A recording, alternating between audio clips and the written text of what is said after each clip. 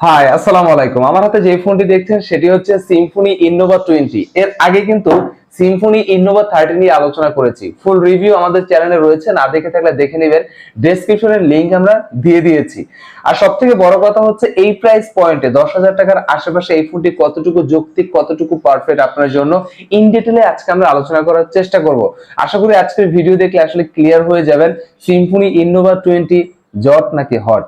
So আপনারা দেখছেন আপনাদের প্রিয় চ্যানেল আরিফ বাংলা। নতুন হলে সাবস্ক্রাইব করতে ভুলবেন না, পাশে থাকা বেল বাটন প্রেস করে দিবেন। কথা না টেনে চলেন আমরা মেইন ভিডিওতে ঝাঁপিয়ে পড়ি সিম্ফনি ইনোভা 20 তে। বক্সের মধ্যে আসলে কি কি রেখেছে?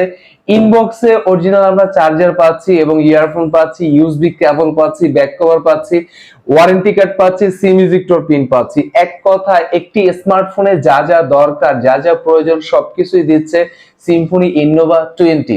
আর যদি আমরা ডিজাইন নিয়ে কথা বলতে চাই, সিম্ফনি ইনোভা 20 পারফেক্ট ডিজাইন রেখেছে এই প্রাইস পয়েন্ট, এটা বলা যেতেই পারে। কারণ 10,000 টাকার আশেপাশে বক্সি শেপ এবং কালার কন্ট্রাস্ট খুবই গ্লোসি লেগেছে। Side frame plastic, back panel plastic, সানলাইটে গেলে আরো বেশি গ্লোসি হবে।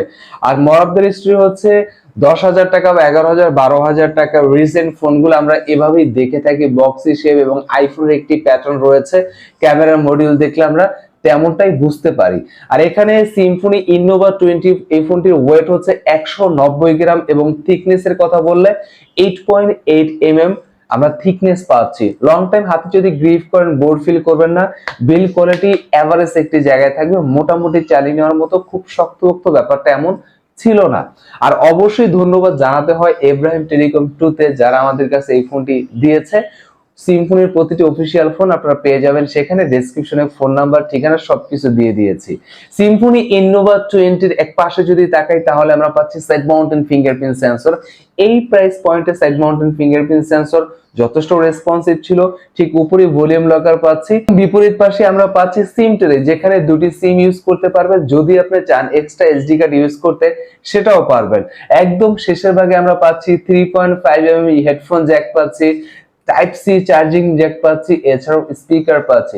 সো আমরা যদি একটু ডিসপ্লের দিকে তাকাই, এখানে বেশ বড়সড় আমরা ডিসপ্লে পাচ্ছি। 6.52 inch HD plus 90 hertz screen রিফ্রেশের একটি ডিসপ্লে পাচ্ছি, আইপিএস অবশ্যই, এবং যার পিপিআই 269 পিপিআই ছিল।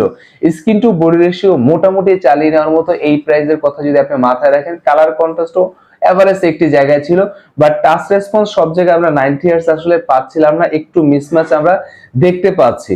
সো সবকিছু মিলিয়ে আসলে কেমন ছিল এই প্রাইস পয়েন্টের ডিসপ্লের জন্য আমি বলবো এভারেজ একটি জায়গায় থাকবে, আহামরি কিছু না। আর ব্রাইটনেস নিয়ে আপনার অবশ্যই স্ট্রাগল করতে হবে যদি আপনি সানলাইটে কাজ করতে চান। সো ব্রাইটনেসটা এখানে কম রেখেছে, আসলে বাজেটটাও কম, সো এখানে ব্রাইটনেসটা আসলে একটু কম্প্রোমাইজ করতে হবে আপনাকে।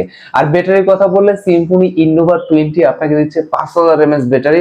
আর 5000 mAh ব্যাটারি আউটপুট যথেষ্ট আমরা ভালো পেয়েছি। আর সবথেকে ইন্টারেস্টিং ফ্যাক্ট হচ্ছে ইনবক্সে তারা আপনাকে দিচ্ছে 18 ওয়াটের চার্জার। সো এই প্রাইস পয়েন্টে 18 ওয়াটের চার্জার আসলে অকল্পনীয় ব্যাপার, বাট কল্পনাকে বাস্তবে রূপান্তরিত শুধুমাত্র সিম্ফনি করতে পারে হয়তোবা।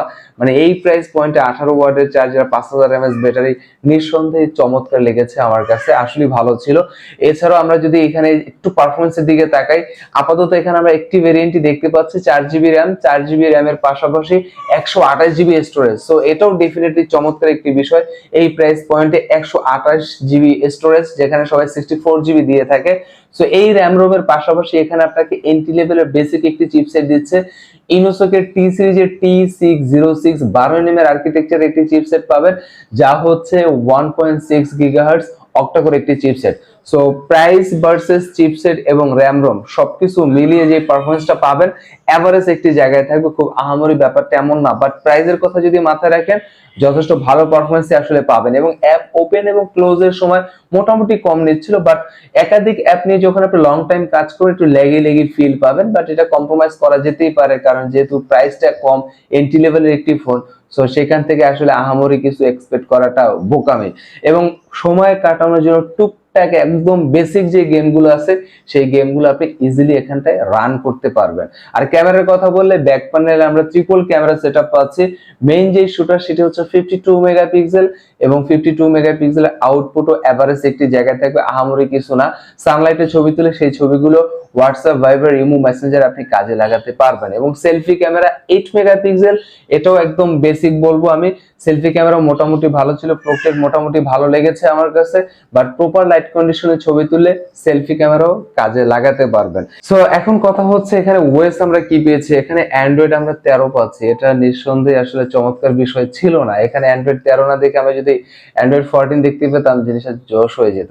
সো সবকিছু মিলিয়ে ভিডিওর শেষে ভালো দিক মন্দ দিক যদি সাইড বাই সাইড কম্পেয়ার করি তাহলে আমরা কি পাচ্ছি বা কি দেখছি এখানে। আসলে সিম্ফনি ইনোভা 20 মোটামুটি আপনাকে প্রাইস পয়েন্টে সবকিছুই ভালো দেওয়ার বা ভালো রাখার চেষ্টা করেছে।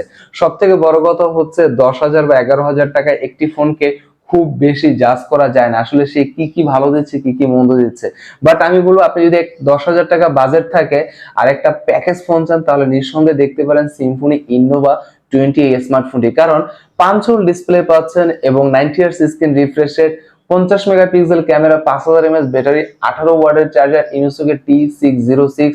এই প্রাইস পয়েন্টে পারফেক্ট ছিল। 4GB RAM, 128GB ROM। So সবকিছু মিলিয়ে ভালো হতে পারে আপনার জন্য। এরপরও বলবো মার্কেটে যাবেন, ভিজিট করবেন।